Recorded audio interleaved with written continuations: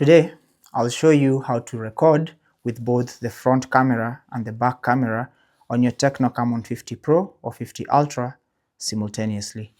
So launch the camera app just like that, and once you're in the camera viewfinder, you want to tap on these three lines here and select dual video.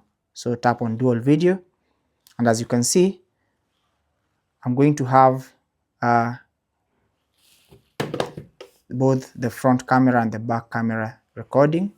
So you can see that now when I start recording, it's going to capture both my face and whatever it is I'm recording using the back camera. So that's basically how to record with both the front camera and the back camera simultaneously on your Tecno Camon 50 Pro or 50 Ultra. Take care and God bless.